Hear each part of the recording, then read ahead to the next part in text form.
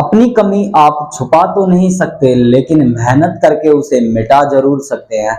Hello everyone, welcome back to my YouTube channel the adventure coaching classes. This side Deepak Saini. कैसे हो आप सभी? I hope आप सभी ठीक होंगे। तो स्टार्ट करते हैं आज की हमारी क्लास। आज की क्लास के अंदर हम चैप्टर नंबर 4 यानी कि जो द्विघात समीकरण वाला चैप्टर है आपका, उससे रिलेटेड आज हम उसके परिचय के बारे में पढ़ेंगे। जैसे कि आपको यहाँ नाम से ही पता चल रहा है कि द्विघात समीकरण यानी कि ऐसा समीकरण जिसकी घात कितनी हो, यहाँ पे 2 हो, वो आपका क्या कहलाता है? द्विघात समीकरण। ठीक है, आइए देखते हैं। द्विघात समीकरण से रिलेटेड आपका पहला टॉपिक है कि द्विघात समीकरण का रूप, यानी कि द्विघात समीकरण को आप निरूपित कैसे करेंगे। ठीक है, द्विघात समीकरण को निरूपित हम ax square plus bx plus c बराबर 0 के रूप में करते हैं, यानी कि जहां a b c आपकी क्या है? वास्तविक संख्याएं होंगी। जैसे कि a होता है यहाँ पे x स्क्वायर का गुणांक, b होता है आपका x का गुणांक और c यहाँ पे आपका अचर पद होता है। और यहाँ पे आपको दिख रहा होगा जैसे कि x की पावर कितनी है? यहाँ पे 2, यानी कि x की घात यहाँ पे 2 है, इसलिए यह क्या है? एक द्विघात समीकरण है। और आगे आपसे बोला गया है कि a बराबर 0 के नहीं होगा, यानी कि जो a की वैल्यू है वो 0 के बराबर नहीं होगी। अगर यहाँ पे a की वैल्यू 0 के बराबर हो जाती है तो यहाँ पे x स्क्वायर का जो पद है वो हट जाएगा, यानी कि अगर x स्क्वायर का पद यहाँ से हट जाता है तो जो बचा हुआ है वह द्विघात समीकरण आपका नहीं कहलाएगा, यानी कि आप a की वैल्यू 0 नहीं कर सकते जैसा कि यहाँ पे कहा गया है। तो देख सकते हैं यहाँ पे अगर आप a की वैल्यू 0 नहीं कर सकते, यानी कि जो आपका b और c है उस पद की आप वैल्यू 0 यहाँ पे कर सकते हैं। जैसे कि हम इसके दूसरा समीकरण बना के देखते हैं कि ax स्क्वायर प्लस bx बराबर 0, यानी कि मैंने यहाँ पे क्या किया? अचर पद जो आपका c था उसका मान मैंने 0 यहाँ पे पुट कर दिया, तो मेरे पास समीकरण निकल के क्या आया? ax स्क्वायर प्लस bx बराबर 0। अगर आपको इस प्रकार का समीकरण मिलता है तो वो आपके लिए वैलिड है। इसी प्रकार आगे चलते हैं। इस बार मैंने क्या किया? यहाँ पे b का मान 0 रख के देखा, तो ax स्क्वायर प्लस c बराबर 0 मेरे को यहाँ पे समीकरण प्राप्त होता है, यानी कि ये भी मेरे लिए क्या है? वैलिड है। इसी प्रकार आगे मैंने किया कि मैंने b का मान भी 0 रख दिया और यहाँ पे c का मान भी मैंने 0 रख दिया, तो मेरे को समीकरण मिला ax स्क्वायर बराबर 0, तो ये मेरे लिए भी वैलिड है। क्लियर? यहाँ पे आप 3 प्रकार के समीकरण और बना सकते हैं, यानी कि टोटल मिला के यहाँ पे आपके 4 प्रकार के समीकरण बन सकते हैं जो द्विघात समीकरण के रूप में आपको मान्य है। जैसे कि पहला आपको बताया गया कि ax square plus bx plus c बराबर 0 आपका पहला वैलिड समीकरण है। दूसरा समीकरण क्या है कि अगर आप c की वैल्यू 0 रखते हैं तो आपको प्राप्त होता है ax स्क्वायर प्लस bx बराबर 0, तो ये भी आपके लिए द्विघात समीकरण माना जाएगा। इसी प्रकार यहाँ पे b की वैल्यू 0 रखी तो आपको मिला ax स्क्वायर प्लस c बराबर 0। इसी प्रकार अब आपने दोनों की वैल्यू 0 रख दी, b और c दोनों का मान 0 रख दिया, तो आपको प्राप्त हुआ ax स्क्वायर बराबर 0। तो इस प्रकार के अगर आपको समीकरण दिए जाते हैं तो आप बोल सकते हैं बिना झिझके कि यह एक द्विघात समीकरण है। इसी प्रकार आपका अगला टॉपिक आएगा इसके अंदर कि द्विघात समीकरण के मूल यानी कि शून्य का ज्ञात कैसे करते हैं। ठीक है, अब एक बात से ही पता चल रहा होगा कि द्विघात समीकरण आपने देखा है कि यहाँ पे x की जो पावर है यानी कि जो घात है वो कितनी है? 2, यानी कि द्विघात समीकरण में x की घात यानी कि चर पद की घात यहाँ पे 2 आपको प्राप्त होगी। अगर चर पद की घात जितनी होती है उतने ही आपको क्या मिलेंगे? इस समीकरण के अंदर मूल मिलेंगे, उतने ही इसके शून्य मिलेंगे, यानी कि जो द्विघात समीकरण है उसकी पावर यहाँ पे 2 है, तो आप उसके मूल यानी कि शून्य जो है वो आपको कितने प्राप्त होंगे? यहाँ पे 2 प्राप्त होंगे। जैसे कि आप शून्य ज्ञात करने की यहाँ पे 2 विधियां पढ़ेंगे। पहली विधि आपको मिलेगी यहाँ पे गुणनखंड विधि, और दूसरी आप पढ़ेंगे यहाँ पे द्विघाती सूत्र यानी कि जो श्रीधराचार्य सूत्र है वो आप पढ़ेंगे। श्रीधराचार्य सूत्र का मान होता है -b plus minus under root b square minus 4ac upon 2a। यहाँ पे जो a b c है वो आपको द्विघात समीकरण में मिल जाएंगे। ठीक है, उसके बाद आता है आपका थर्ड टॉपिक विभक्ति कर ज्ञात करना। क्या? विभक्ति कर ज्ञात करना। विभक्ति कर ज्ञात करना यानी कि जो d का मान है वो यहाँ पे आप ज्ञात करते हैं। d का मान होता है b स्क्वायर माइनस 4ac के बराबर। b a b c जो है आपके वो आपको सेम द्विघात समीकरण के गुणनखंड में मिलेंगे।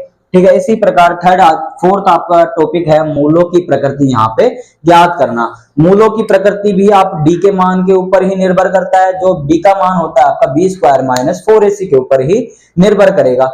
जैसे कि बी स्क्वायर माइनस 4ac का मान यदि 0 से बड़ा है, यानी कि जो डी की वैल्यू आपकी अगर वो 0 से बड़ी आ रही है तो मूलों की प्रकृति वास्तविक होगी तथा मूल अलग अलग यानी कि भिन्न भिन्न होंगे। यानी कि एक का मान अगर 1/2 आ रहा है तो अगला 3/4 भी हो सकता है, 5/6 भी हो सकता है। ठीक है, इसी प्रकार अगला है, अगर बी स्क्वायर माइनस 4ac का मान 0 के बराबर आता है तो मूलों की प्रकृति वास्तविक तथा मूल समान होंगे। यानी कि जो मूलों का मान आएगा बराबर होगा, यानी कि एक अगर 1/2 है तो दूसरा भी 1/2 ही आपको प्राप्त होगा।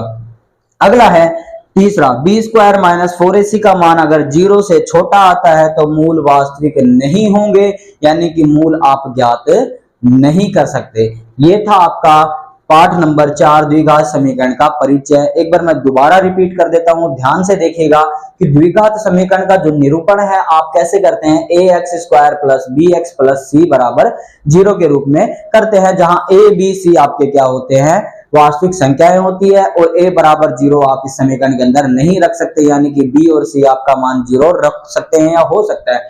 जैसे कि हमने c बराबर 0 रख के क्या बनाया, ax स्क्वायर प्लस bx बराबर 0। इसी प्रकार अगले पद में हमने b बराबर 0 रखा तो समीकरण क्या मिला हमें, ax स्क्वायर प्लस c बराबर 0। और अगले ही समीकरण में हमने b और c दोनों 0 रख के समीकरण बनाया तो क्या मिला, ax स्क्वायर बराबर 0। यानी कि इस प्रकार का अगर आपको समीकरण मिल जाते हैं या कोई समीकरण ज्ञात करने के लिए बोले तो इस प्रकार का अगर समीकरण निरूपण मिलता है आपको तो आप क्या कर सकते हैं, यह एक द्विघात समीकरण है। इसी प्रकार अगला टॉपिक रहेगा आपका द्विघात समीकरण के मूल या शून्य ज्ञात करना।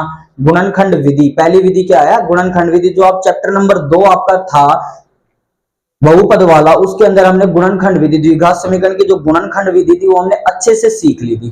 क्या की थी, अच्छे से हमने सीख ली थी। उसके बाद अपना दूसरा टॉपिक रहेगा इसमें द्विघाती सूत्र, जिसका दूसरा नाम है श्रीधराचार्य सूत्र, जिसका मान होता है माइनस बी प्लस माइनस, यानी कि एक बार आप प्लस रख के द्विघात समीकरण का मूल निकालेंगे, एक बार माइनस रख के यहाँ पे द्विघात समीकरण का मूल निकालेंगे, जो आगे हम प्रश्न के अंदर सीखेंगे।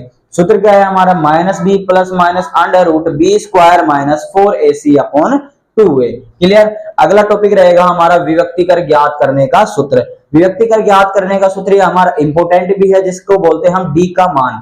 क्या बोलते हैं, डी का मान। डी का मान हमारा होता है बी स्क्वायर माइनस 4ac बराबर 0 के। ठीक है, और ध्यान रखना है जो द्विघाती सूत्र है ये आपका इस बार जो 2023 का पेपर आया था इस बैच का, उसके अंदर डायरेक्टली आपसे पूछा गया था कि द्विघाती सूत्र ज्ञात करने का सूत्र लिखिए। तो आपका सिर्फ एक नंबर का क्वेश्चन था, आपको सिर्फ फॉर्मूला यहाँ पे राइट करना था, minus b plus minus under root b square minus 4ac upon 2a।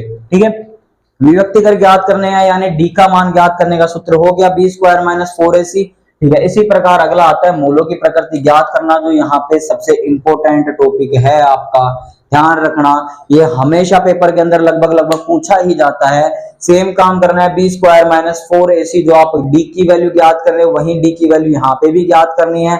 यदि बी स्क्वायर माइनस 4ac का मान 0 से बड़ा यानी कि धनात्मक अगर आपका मान आ रहा है 2, 4, 6, 8 या 500, 800 कुछ भी आ रहा हो, अगर उस प्रकार का अगर आपका मान आ रहा है तो मूलों की प्रकृति यहाँ वास्तविक होगी तथा मूल भिन्न भिन्न मान यहाँ पे आप प्राप्त करेंगे। अगला है, यदि बी स्क्वायर माइनस 4ac का मान 0 आ रहा है, बी स्क्वायर माइनस 4ac का मान अगर 0 आ रहा है तो मूलों की प्रकृति यहाँ पे वास्तविक होगी और मूलों का मान दोनों में क्या आएगा, समान। दोनों मूल क्या होंगे, समान।